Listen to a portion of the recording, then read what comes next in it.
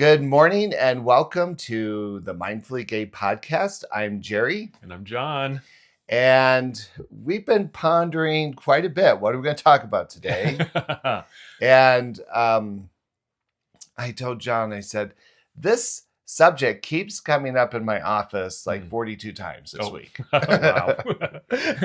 Well, we better talk about it. I only have 4 clients, but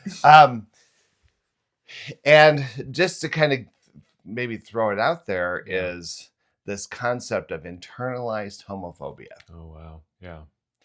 And I don't know, maybe I find it so interesting how as I work with clients and talk to people, how very quickly we will generalize particular traits or attitudes or deficiencies as byproducts of being gay. Oh. Or we tailor and we operate in our own community from the place of no trust, no faith, I don't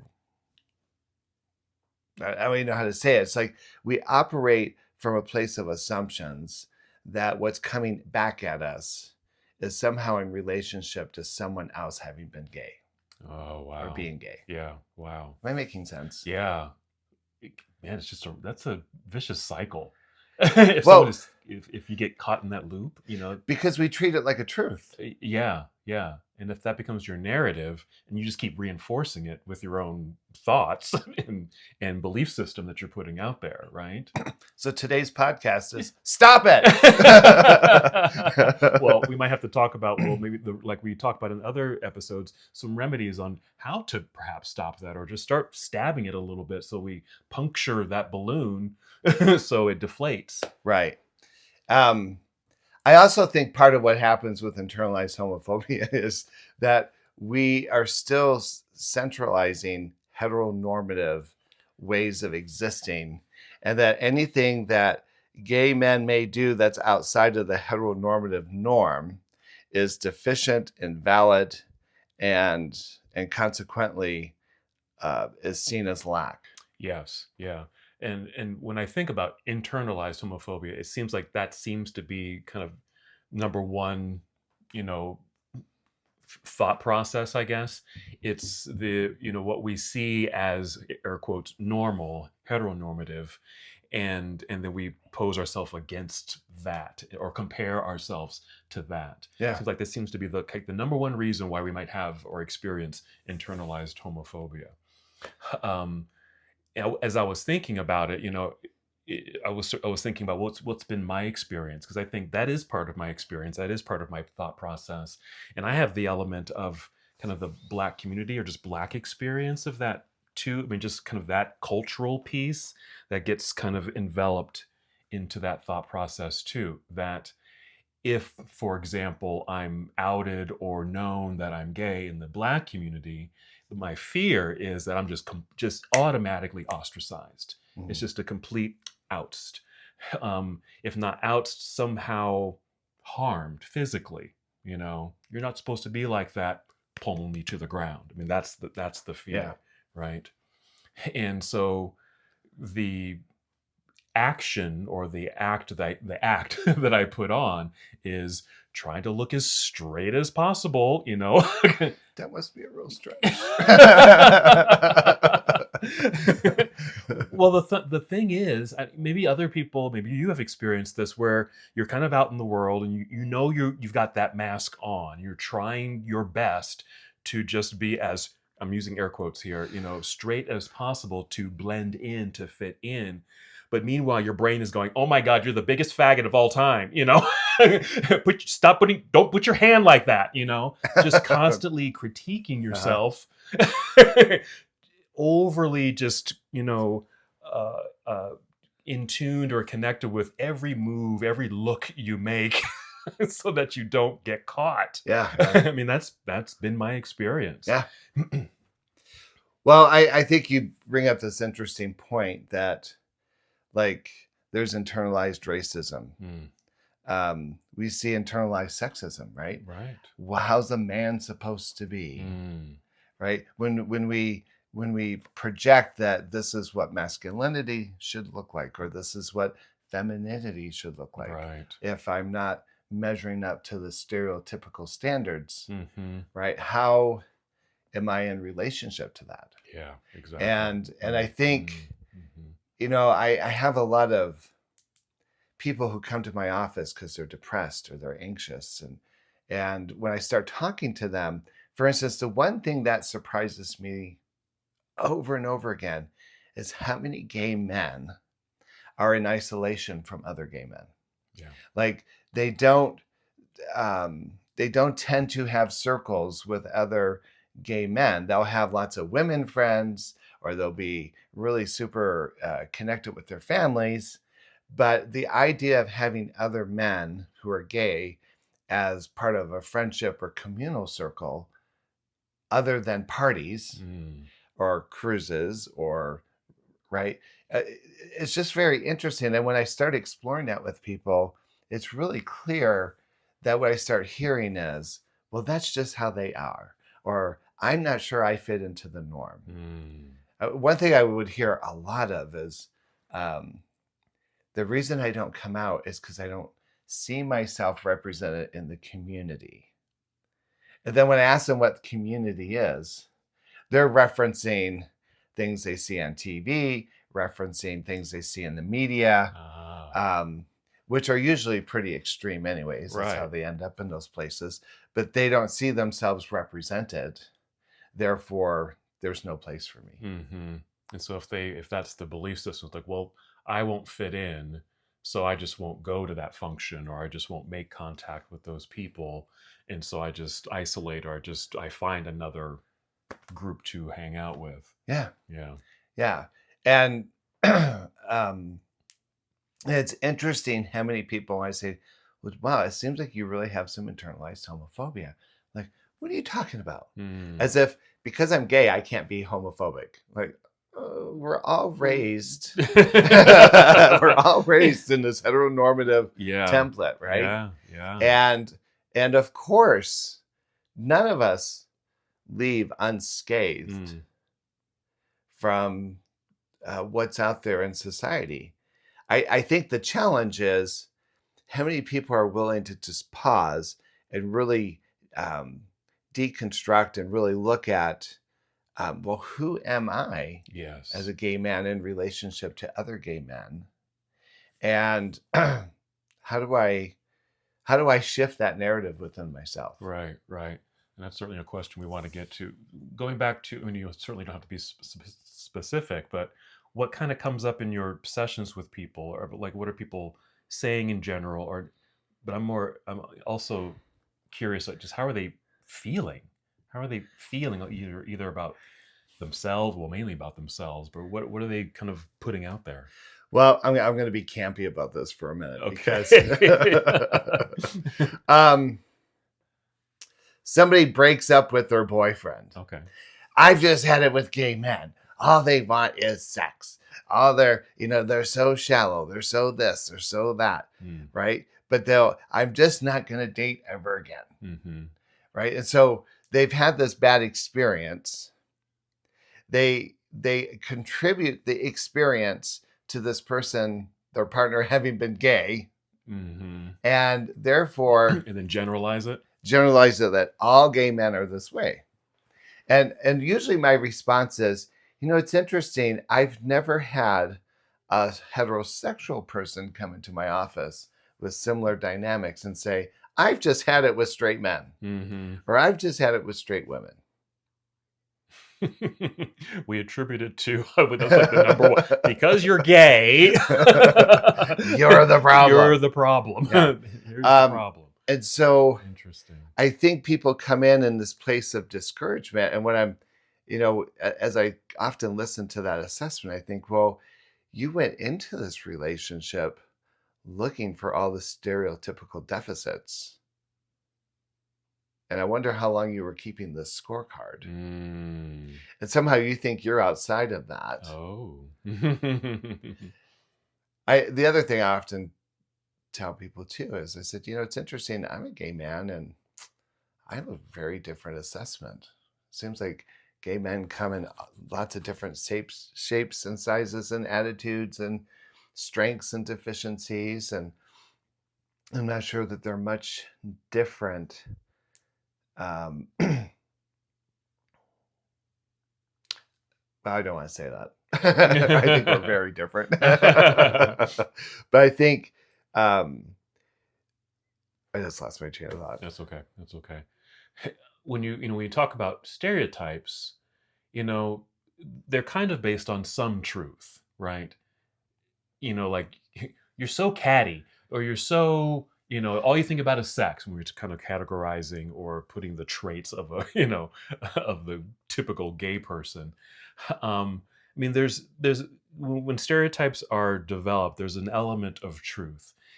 So what's happening when we, I guess, exaggerate that stereotype, and it becomes, like you said, a truth for a person, and that's kind of stamped into a person's brains, and then generalize it to, well, all gay people are like this, or all gay men are like this.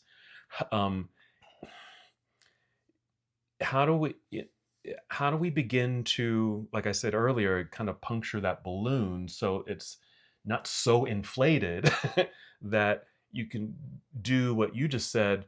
You know what? If I take a step back, I can see that there's more of a variety, grand variety of people out there with many differences, and they're not all clumped into these one or two categories of, you know, gym bunnies, or all sexual, or all this or all that.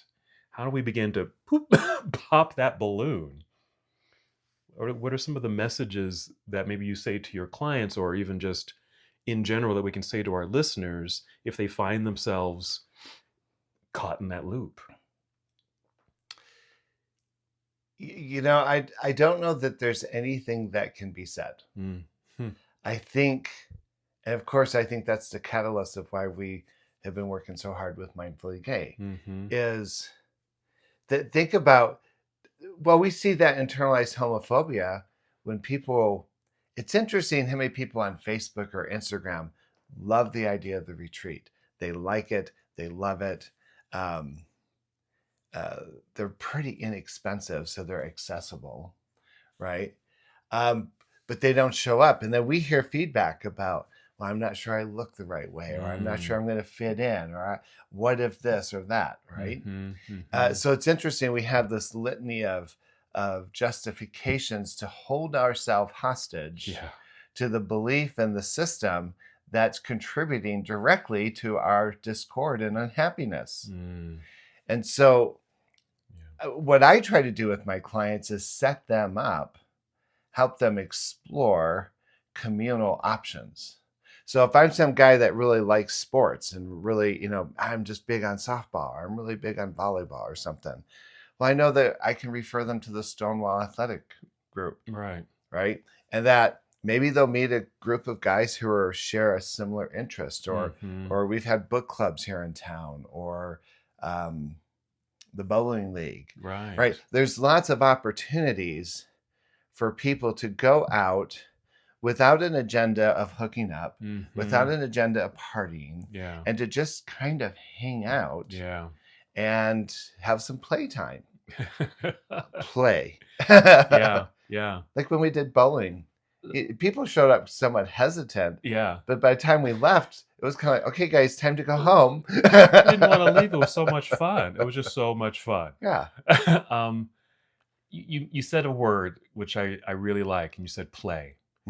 And I like the idea. I'm just kind of going off the cuff here. Like maybe think about, maybe your childhood, and maybe games that you played, or I don't know, just things that interest you, that sparked your joy. Was it cartoons? Was it G.I. Joe, or whatever it was? To reminisce about those kinds of things and recall what that felt like, because I think it's a glimpse of who you really are. That joyous kid that enjoyed this thing, you know, and because I think that's what's in part missing when someone is really entrenched in their own homophobia, is that I just can't find joy in anything. If I can't find joy in myself, I'm Mhm. certainly not going to find joy out there, Yeah. right? And then that's the cycle. So I'm wondering if part of that puncturing or intersection or interjection perhaps is what makes you happy? What makes you laugh? What's a good time for you? And perhaps indulge in that. Um, with yourself, for yourself, and then like you said, there's probably a social group out there, because there's Hmm. so many social groups. I think guys just don't know about them, but they're out there. Yeah. And quilting or hiking or swimming or whatever it is, it's out there. Yeah. for you. Yeah, but begin to explore that, because I know for me personally, when I find myself kind of either maybe down on myself or comparing myself to things or people, and I can feel that heaviness in me, then I know that it's time for me to kind of hop into something that's going to lift me up, because I've got a nice little list of things that I enjoy doing, whether it's baking or working out or writing or whatever it is, and that peps me up Hmm. and makes me feel good in the world, and that I have something to contribute. And it really seems to kind of block out, or helps that internalized homophobia sort of fade, at least, and not get so much in the way, because it's still there, it's still present, but it's just not in the way. Yeah. I think as I'm listening to you, and what I know about you is you're a pretty disciplined person. Like, you know how to take where you're at and move yourself forward. Mm. I think a lot of people get addicted to social media, Hmm. right? And so they come home from work, crack open the computer or the phone or whatever, Yeah, and of course, what are they looking at? they're looking at the Instagram, the Facebook, the TikTok, usually about the stuff that they're Right. So I see, mad about or something. I Or know the algorithm on my social media has a lot of, muscle boys, right? And Mm, a lot of, you know, gay influencers, if you will. mm, That's what they call themselves. sure. I'm not influenced, but but they're looking at images Hmm. and messages Yeah, that feel very exclusionary. yeah. And do you know? I'm thinking that some of the interactions I've kind of witnessed and experienced myself, Hmm. and I think here's a good example. I may see someone at the gym, and I think, oh, I bet their family Hmm. gay. They used to mean gay, and uh, gee, I just say hi to them or something. But then sometimes the energy I get exuded back to me feels very like, don't touch, Yeah. don't talk. Yes. And so I started thinking, like, what is it about me that defaults Oh, to that? interesting. And often it's some story of, I'm lesser than them. Oh. Who am I to go and talk to them? Am I Hmm. making sense? Yes. Oh, And yeah. so I make my story, I project it on them, Yeah. and then I hold them hostage to it. Right. Oh, wow. I think I do that You're too. just like all the other gay guys, Ah. right? Now, last week, there's this guy at the gym, and I really do admire him. He's probably maybe a decade younger than me. So, he's not young, but he's not. Your age. Yeah. But he does this amazing mobility. In fact, I thought he must be like a yoga instructor or Mm, something, because he's very flexible, very fluid, and mobility is something I've really been working on. mhm. And he's very handsome, and I just thought, I found myself doing this projection thing. And I Mm. thought, and in that moment, I thought, well, this is fucked up. Ah. And so I walked over to him, took out my earphones, because this is interesting how we keep people out. Yeah, that's another bit. That's So I another took out my piece. earphones. He was in a rest spot, and he took out his earphones, and I said, "Hi, my name's Jerry." And he said, "Get away from me!" No.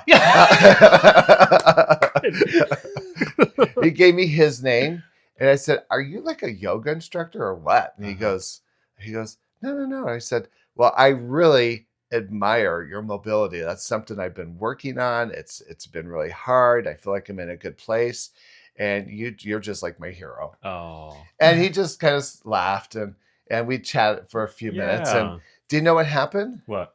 The myth that I had created about him, Mm-hmm. gone. Yeah, gone. Gone.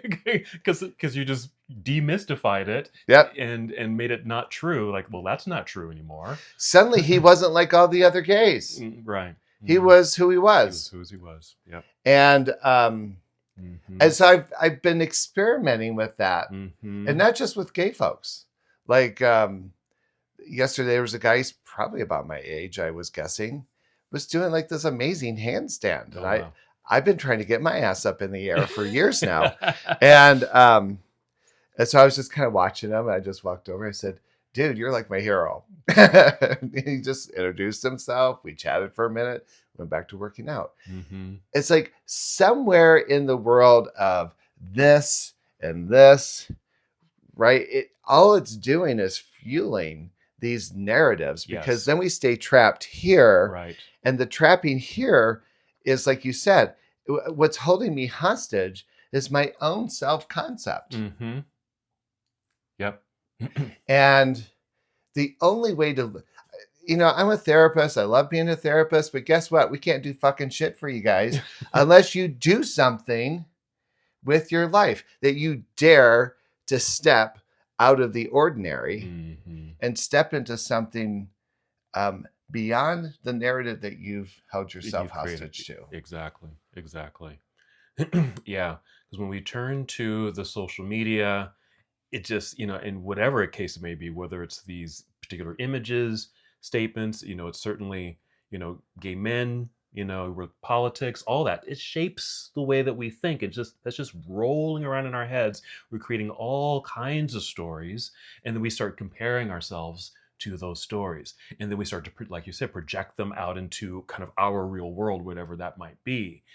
And you almost, I mean, if you're putting yourself under that spell, right, with these magical powers of the social media, etc., how can you break your own spell? And you sounds like, I mean, that's a good remedy for that. I mean, you almost you have to test yourself.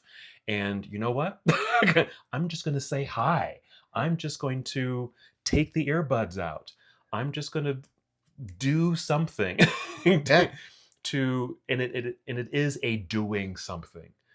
It's to make the shift, and usually the something is incredibly uncomfortable. it's, well, we think it is. Yeah. We think it is. Saying hello. Depends. No. I mean, yeah. I mean, because I get a little, but why? Why should just saying hello be so anxiety provoking? It's just a hello. What's at the root of that? Because I agree with what you're saying. Let's stick with that. What's at the root of that? What's at the root of the anxiety of, here I see this beautiful black muscled guy, and I want to come up and say hi. Why should that provoke anxiety? What are you going to do to me? In detail. No. So I can write this down. When you said that, the image I had was kind of this gay. In my head, I thought a gay smoke screen pops up. A gay smoke screen pops up, meaning if you say hi, let me do it this way. If I say hi to you, if my gay smoke screen goes up, that screen is saying, well, if he doesn't say anything, then he's seen through the gay smoke screen and has found me out and will reject me by either just walking away or hitting me or calling me a name or something like that. So that's kind of the worst that goes through my head. But it's a gay thing that kind of pops up. Um, why can't it just be human saying, being kind and friendly and just saying hello because we're sharing the same space? Mhm. But the fear pops up, at least for me, because I put up this gay thing and think, well, if he doesn't say anything, that means he saw the gay and will reject me right away. That's my Mm. that's my fear. Mm. I think my fear is, okay, I think the narrative in my head is I'm not good enough. Mm. I don't look good enough. I'm not young enough. I'm not muscular enough. I'm not social enough. Like the thing that keeps me is they're not going to see me as valid. Mm-hmm. And um, they're part of the in group and I'm on the outside. Mm-hmm. And do you remember being a kid trying to figure out who your group of friends were going to be, and there would be some kind of overt rejection? And it was pretty overt sometimes, yeah. Well, I mean, I think in many ways the littleness of us, the child within us, Mm. is still holding on to that trauma, Yeah. right? And so, like the guy I talked to at the gym, I see the guys that he visits with and socializes with, and um, oh, I'm probably too old for them, or I'm Mm. right. And I'm not looking for anything other than a sense of connectedness. If I were to cross paths with that person at the grocery store, I would like to say, "Hey, John, how you doing?" Yeah. But it feels like everything is geared around some, my experience is Mm-hmm. that everything feels geared around some potential narrative around worthiness or Worthiness. acceptedness. Mm-hmm. Mine seems, I don't know, it seems just a little bit more general. It's just gay is bad. Flat out. Uh-huh. And so, But even with other gay men? well, no. This is in the event where I don't know if this person that I'm encountering has is an ally, is a potential enemy, or is gay. I mean, I don't know.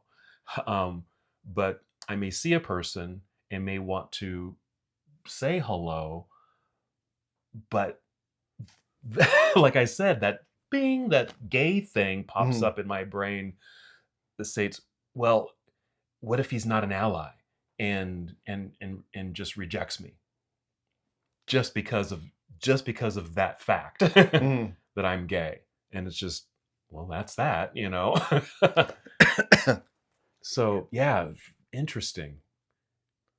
Just the way my brain kind of goes Yeah. that way with that. But um So I think in general, if I would rather someone walk away because, oh, well, he's gay, like, fuck him. I guess I don't get so caught up about that mhm, part of it, because I'm often surprised. I've been really surprised, and I don't think this has always been our experience. I remember at some point going to the gym thinking, like, I might have like these straight friends at the gym who will be flirty with me. And I'm really uncomfortable with that. I'm like, stop it. yeah. What are you doing? Because one, I kind of like it. And And two, I'm Sicilian. I can take you. No. But I, because, I think in the 80s and 90s, Mm. that was, that was ground to get bashed. Well, exactly. It wasn't safe. Yeah, yeah. Um, and so I'm often finding myself surprised. In fact, um, I swore this guy was so friendly and so engaging. I thought for sure he was gay. Mm-hmm. I just made that assumption. Mm-hmm. And one day at the gym, we're talking, he's talking about his girlfriend. And I'm like, it just came out of my mouth. Are you straight? But what's interesting is he was not even offended. Mm-hmm. He's like, yeah, I have a girlfriend. I'm straight, dude. Yeah. And I said, okay. I guess I got my wires crossed. He goes, that's okay. It's kind of flattering. Yeah. Yeah. And I'm like, what? Right. Right. If that would have happened in the 80s, we would have been hospitalized. Yeah, exactly. And see, that's the thing. Our, internalized homophobia is sometimes based off of some kind of experience or an encounter or trauma or something that just gets, it just gets imprinted into our brains, right? And we just keep reinforcing that in just by every experience. And because we're kids of the 70s and 80s and 90s essentially, there was a certain way not to be out, right? Mm-hmm. Which is very different these days. Even straight people, meaning we've got all these new terms like, well, it's probably not even a new term anymore, but like metrosexual, just people who are just, they're maybe a little bit more fluid or just more accepting. It doesn't matter. You're gay. That's cool, man. It doesn't matter. Yeah. And so I have to remember that. Yeah. I have to remember that. And really that would 2026. Help. Yeah. It's 2026. Yeah. that would help drop that gay smokescreen that I keep putting up, that this is a different time. People wouldn't care if I was gay or not. Yeah. And so why keep pulling that up to make this more difficult than it really needs to be? If you want to say hi, just say hi. I have to tell you this story because it was funny. And this is before I even met Bruce. Mm. So I used to have this friend, Brad. We used to work out together at the gym. And Brad was gay. Had a really nice build about him. I was younger. And we would work out together all the time. And we'd always see this guy who clearly looked like your standard Marine issue piece of muscle. and Brad and I would always like, oh my God, that guy's so hot. Oh my God. We were like just infatuated with this guy. And he would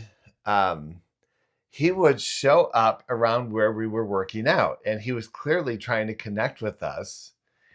And Brad and I could not figure out what his gig was, but we didn't even think he was gay. Mm-hmm.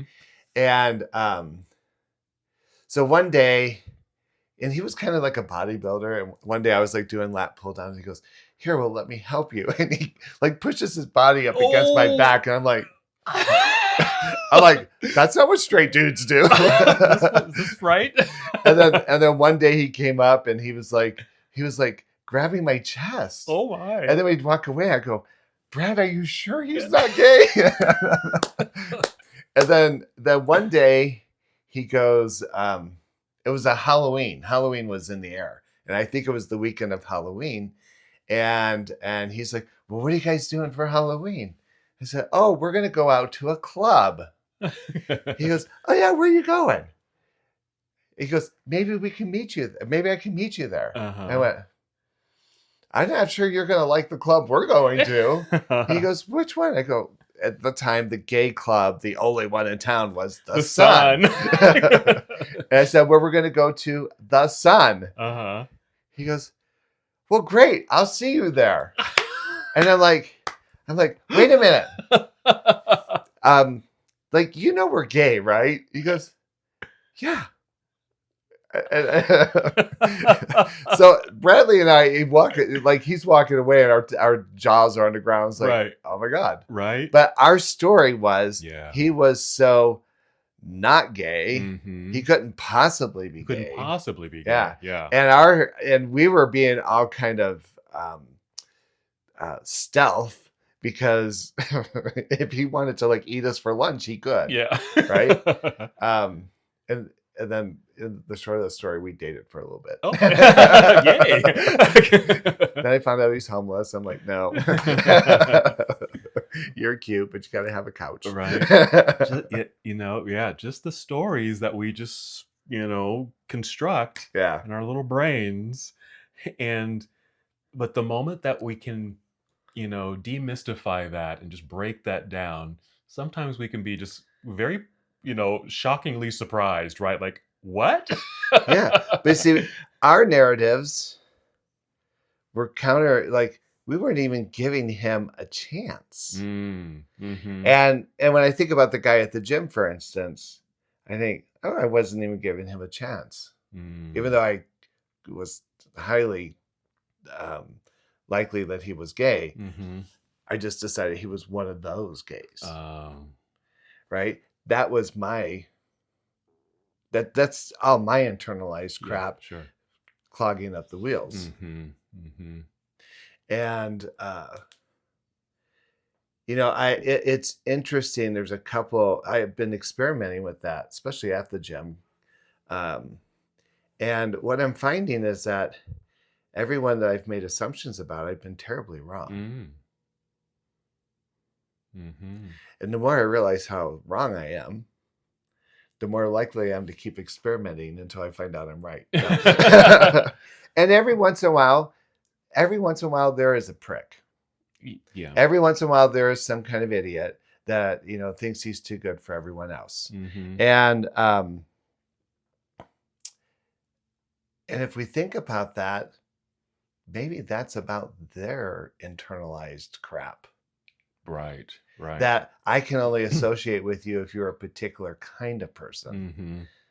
Like, do I really want to, whether they're gay or straight, do I really want to be with that person, be around that person? Yeah.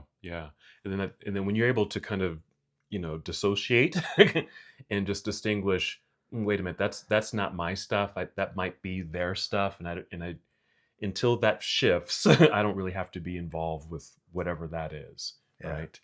Yeah, I find the gym for me, because I love going, it is a big social experiment for me for the very same reasons, and just encountering different people and and and really in vulnerable situations, here and um certainly out on the gym floor, there's a kind of a atmosphere and presence and everything. Then also, but but also in the locker room, just you might see someone naked or in a towel or changing or something, and so there's this level of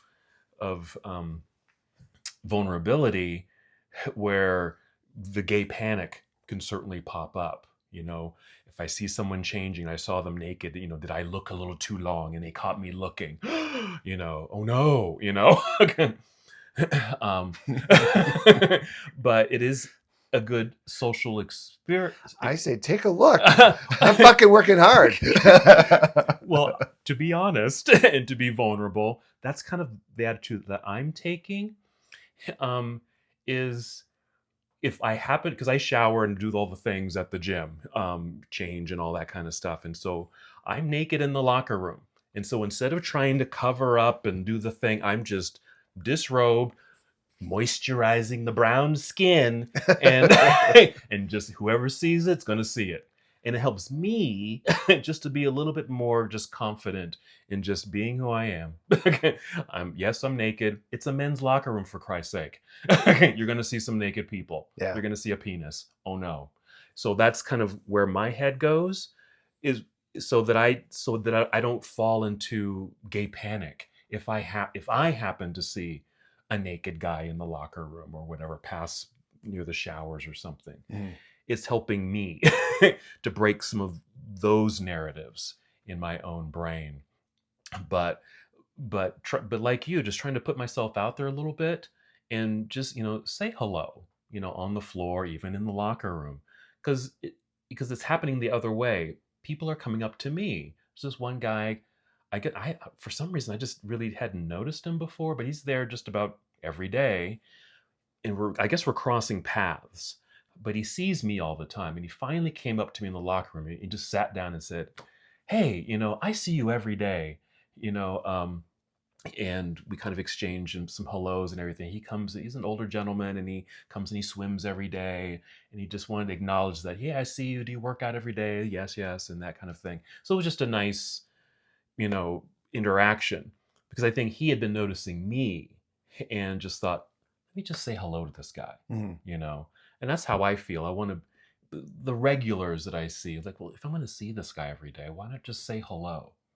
But there's this one guy, and I've seen him for years, actually at different gyms, because you know, things have closed and whatnot, and we've somehow have gone to the same gym, and I've kind of deduced that, oh, he's gay, and and to me he's very good looking, so I like looking at him when I see him working out, and so at some point I started saying hello to him, but I only did that like twice, because I said it once, and I didn't get anything back, and it was kind of in passing, and so I was like, oh, maybe he didn't hear me, you know. And then I did it again some other time, and it was kind of a he kind of turned away real quick and almost dashed in a way. I was like, that's very interesting.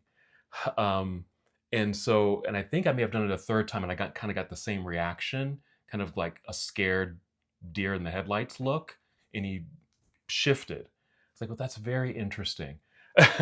um, so I'm thinking he may have something going on with some fears or whatever, that here's this black guy saying hi to him, Mhm. and he might think that I'm gay or something. That's my story of his story, Mhm. right? Because it's very interesting. It's like, I'm just trying to say hi to you because I know you're gay, and I just want to say hello and have a little interaction, but I'm not getting anything back. I'm getting the gay panic. Mhm. Do you know, as you're telling the story, and I don't know who you're talking about, but Nick and I frequently work out together, and I know sign language. That's right. And there's this guy at the gym, Mm-hmm. and he's usually leaving as I'm coming in because he Uh-huh. gets there pretty early. And he's a beautiful man. Like, he's like a bodybuilder. He's just beautiful and gay, but he's deaf. Uh-huh. And so the other day we were walking towards the locker room, and I told Nick, I said, I'm going to go talk to my friend. Why don't you? I'll just meet you in the sauna. And so I went over and started talking to my friend in sign. Blah, blah, blah, blah. And, and then this other guy I knew came up. He goes, oh my God, I've been trying to get that guy's attention, and I've talked to him several times, and it's like he doesn't even hear me. And I said, because he's deaf. So he may not really know that you're talking to him. And that's what the friend was going, I know, I feel like such a schmuck. But he had it in his head Yeah. that this guy was so kind of distancing him. Distancing, Yeah. yeah, and disconnected, and just rude. Do you know, everyone has a story. Mm, And unfortunate for most of us, we only get to see the performance. mm, And then the performance is through the lens and how we interpret it, yeah, which is more informed about our background, yeah, right? makes sense. And so, like my friend who's deaf, who is a very sweet guy, sweet, engaging, um, but he's very uncomfortable with English. Oh, So he just doesn't even try to talk to people. mm-hmm. But if there were an interpreter, or if somebody else can sign, then you realize, oh my God, he's like really the sweet Really guy. sweet guy, yeah. Sometimes I see people and I think, wow, they're just like, there's this one guy at the gym, again at the gym, but he's so focused. And I can either take that personally, or I can just see like, this guy is focused. And I'm not going to try to interrupt that. But if someone's taking a break or something, or there's ways of getting in there. I think I had that happen to me as a professor, Mm, right? I'm from Detroit, come from a Sicilian family.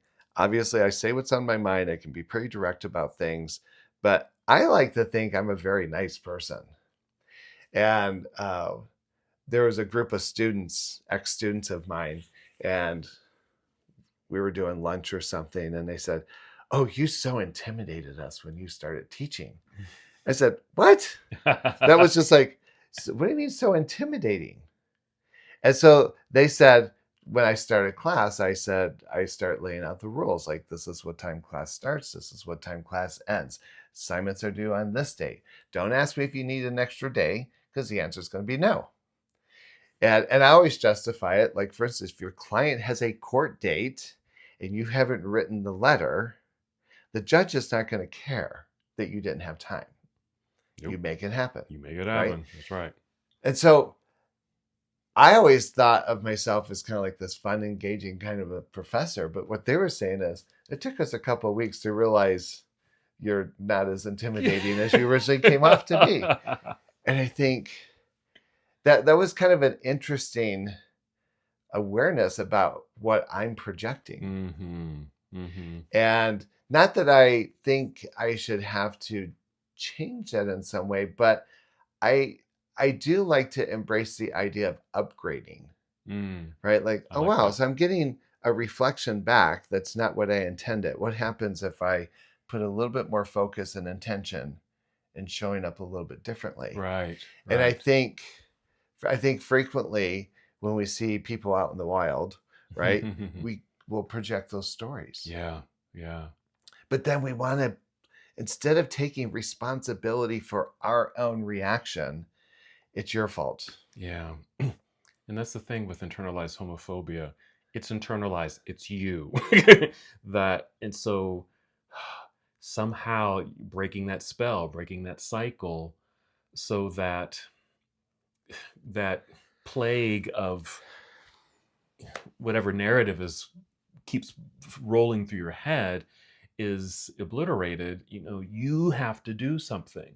You have to do something. Um, and just to kind of relate to what you just said, and being able to get a reflection of yourself, like how am I projecting myself out there, and over the years, and in different circumstances, I've been asked, John, were you in the military? Jerry just went. I get that question more often than not, and I just got it like last week from one of my yoga students actually, and I said that's interesting because I get that a lot, and I because I know the student, I was able to ask why do you think that, and I think they said, well, I think it's just because the way that you structure your classes, it's very, you know, it's not that it's militaristic. It's just very on point and direct and things like that. And it just seems like, I wonder if this guy was in the military. Do you know, when I've taken your classes, I often wonder if you've been a dominatrix. No. Well, that too, I'm like, oh my God. but it gives me, and I've gotten in other settings too, even kind of more social, even just kind of gay centric places, I'll get asked, were you in the military? Because I think it's just the way that I don't know, present or walk or something. It's the haircut. It's the haircut. And which is very interesting. And so, like you said, it's not that I want to shift that. In a way, I kind of take it as a compliment, but it's just interesting. What is it about me that I'm presenting that makes someone think that? And is there room for upgrade or shift or change or not change? I have the choice. I have the choice. And I think that's what it is. It's, what can I do? What can you do to do the upgrade? I love that word. To upgrade or shift, or just to kind of give it a sprinkle of something else. So it's not the same thing over and over and over again that gets you caught in that loop that reinforces why you aren't social or why you can't stay in relationship or whatever the case may be. Well, and I think that's why Mindfully Gay is so important. Yeah.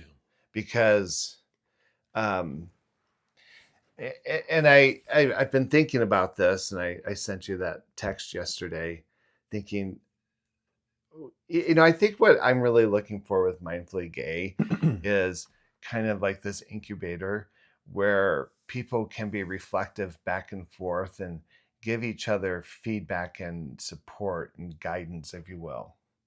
And I think what I see happening towards the end of our retreats is that people are making connections, like they're beyond the facades, Mm-hmm. and they're starting to nurture connectedness. And I think, um, well, I'll say it here on air. Who knows if it ever happened? But I thought this idea of creating like the 6-month intensive, Yeah. Yeah. where maybe we do 10 days in Costa Rica, Right. and we do the yoga, and we do the groups, Right. and we do the rituals, Yeah. and we do the processing, and we have some fun, and we eat Mm-hmm. really good food, right? Like we create this community that then commits to once or twice a month coming together to do a Mm-hmm. lodge, or coming together to do a heart circle. Mm-hmm. Like maybe it's going to take an intensive to create a nucleus. Yeah. Yeah. It's making me think. It's reminding me of. I'm reading a book now by Malcolm Gladwell. Is that the name? But it's Revenge of the Tipping Point, and it's kind of a second book That's to. interesting. It's name. called The Tipping Point, which came out like 20 years ago. So this is kind of he's doing an upgrade of this book, and so I'm at this section where tipping point meaning like a trend, for example, like what creates a trend, what what are the elements involved in a particular situation where things catch on and everyone's got the same hairdo or listening to the same kind of music or something like that.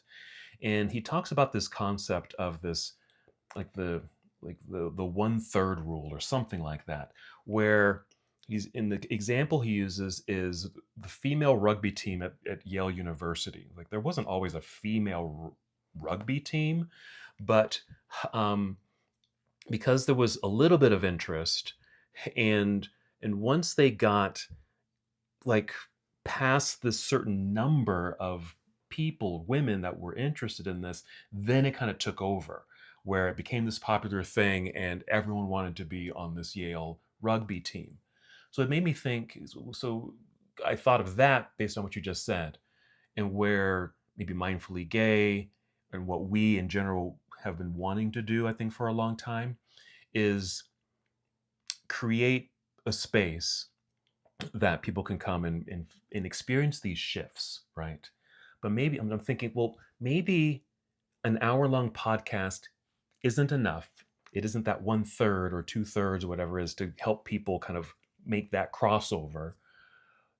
Even a short weekend retreat just isn't long enough for that those connections that guys are making to solidify and keep going. Yeah. Maybe it is, a week long, like when we go to Peru. I mean, those are like those 10-day, 14-day Yeah. extravagant. They're very powerful, and it shifts. It shifts. So I think there's a tipping point there. Something happens after day 7 that this something's grabbing hold of me, and this is going to be a significant change in how I see the world and see myself, etc. So, yeah, maybe it's mindfully gay can also offer, just to dream big, even not so big, a Costa Rica trip or another Peru trip or something that's longer and involves all these elements, so that there is that tipping point of, these guys are going to get it. It really shifts the narrative in their brains and they begin to live it. Well, think about the one time we did do a gay trip to Peru. Yeah. Right? Oh, I yeah. mean, most of those guys are still in our universe. They really are. They absolutely are. Yeah. And I was thinking, like, I have a connection in Costa Rica. It's a nice retreat center, and we could do a lot of interesting things. There's a beautiful yoga deck. Yes. And I have a connection too. So we've got 2 in Costa Rica. So we got to start. We got to think. Need your feedback, because we'll have a good time. We'd love to bring you along. Love to bring you along, because we know we've experienced those things like a Peru or a Costa Rica, these longer trips where there is shift and change, and if we can then just take these weekend retreats that we have here that are local, yeah, that's the practice. It's just a dabble. Do you remember Phyllis? Oh yeah. So Oh yes. Phyllis is a woman. Yeah. Remember this But story? Yes. she came with us to Peru. Yes. She's from New York. Very, she was probably in her early 70s. Yeah. And just very, you could just feel her energetically just kind of shut down in so many ways. Yeah. And we had a pretty heavy contingent of gays and lesbians on this trip, but it wasn't exclusive gay and lesbian. Right. And her story started to unravel, and I'm not going to get into all the nuances, but she had a lot of reasons to be guarded, to be protected. And between the journey, the friendships, the connections, the ceremonies, all these things, towards the end of the trip, she came out as a lesbian. Yes. And just was able to kind of embrace that part of her. And then the trip ended, and we kind of kept some contact with Phyllis, but we kind of lost track of her. And then Bruce and I were in New York a couple of years later, and she showed up at this event specifically because we were going to be there. And she's still a lesbian. There was no remnant of the tightness that she showed up. Like she was, and just was talking about how that trip totally shifted this, the last quarter of her life. Yeah. And I haven't heard much from her since then, but I hear from other mutual connections that she's still doing well. Oh, that's fantastic. Yeah. I think, with the retreats, it's a glimpse, it's a practice, it's a little bit, because I think what we're trying to do, at least in my head, is trying to, in a way, recreate some of those big trips that we've done and package them in these small, edible, little bite-sized pieces, so that guys can get some experience with it, with the hope that it's going to be long-lasting. But for some, yes, it is, but maybe something else is needed. Is needed. And I think, when we talk about kind of puncturing that balloon of internalized homophobia, if there's maybe it needs to be something kind of big to, really get that mind shift, to help folks break free from what's holding them back, holding them down. Yeah. So I'd be really curious how people hear this topic of internalized homophobia. And I'd be really curious to find out, what have people done to challenge their own restrictive thinking, especially in relationship to their community? Yeah. I think we all have reasons to be ornery and difficult with each other, but it takes real commitment to hold on to it. It's work, and it's work. It's energy. It takes work. It takes time. Yeah. And so I'm just curious how many people have kind of put that energy and that focus and that commitment towards more pro-social engagement with other queer folks. Yeah. So, well. Good dialogue. Woof. Yeah. And the repairman is showing up as we talk. Oh, wonderful. Good timing. So I think this is a good time to kind of wrap things up. So thanks again for tuning in. We love to hear your feedback. As Jerry just said, you can go to TikTok. That's where all the gays are now. To give us the mindfully gay. Those gays. Mindfully gay on TikTok. You can see us on Instagram, mindfully_gay. And don't forget our website where everything mindfully gay is located, which is mindfullygay.com. Have a wonderful day. Bye. Thank you for tuning into this episode of the Mindfully Gay podcast. If you enjoyed our conversation today, please remember to hit that like button and subscribe to our channel. This way you won't miss out on any of our upcoming episodes, where we continue to explore fascinating topics and share meaningful stories. Your support means the world to us. See you in the next episode.